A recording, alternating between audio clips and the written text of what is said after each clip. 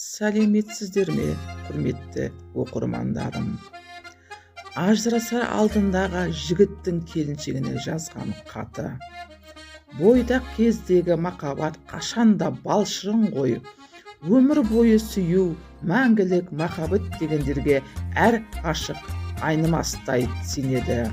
Алайда үйленген соң тұрмыс күйбеңі, араласқан сезімнің бағдары басқа арнаға ауысып кетерін тұрмыс құрғандар ғана жақсы білсе керек.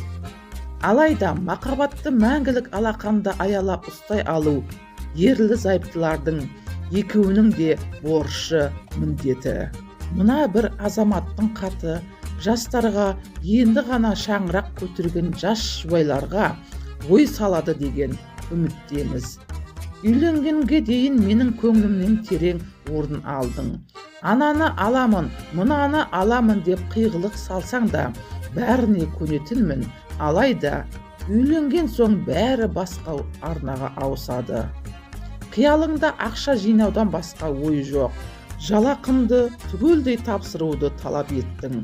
Әйел затының әр қаражаты күйеуімен ақылдасып, мүмкін болса отбасын ер азаматтың басқаруы тиіс екенін білмейтін бе едің?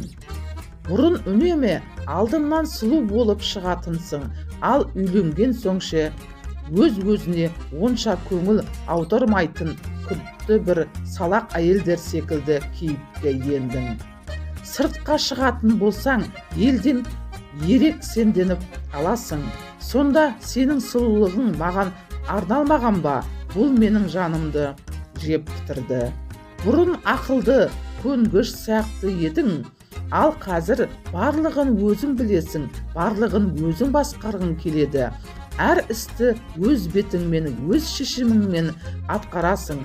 Bir рет болсын менің тілімді алып көрдің бе? Сенің назарыңдағы еркек қайда кетті сонда? Бұрын мені мақтайтынсың. Қызметте кәсібімді табысқа жетуіме қолдау көрсетіп отыратын едің. Ал үйленген соң менің жасаған барлық жақсылықтарымды көрмейтін болдың. Қанша қаражат тапсам да сен үшін ол аз болды. Сәл кемшілігімді көрсең, қалған бар жақсылығымды жоққа шығардың. Бұрын әр сөзім саған сондай мағыналы, тәтті сезілетін.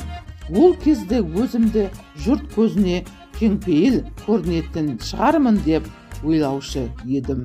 Үнемі сырласатын едік, ал үйленген соң саған айтқан әрбір сырым, әрбір кеңесімнің соңы ұрыспен аяқталып жатты.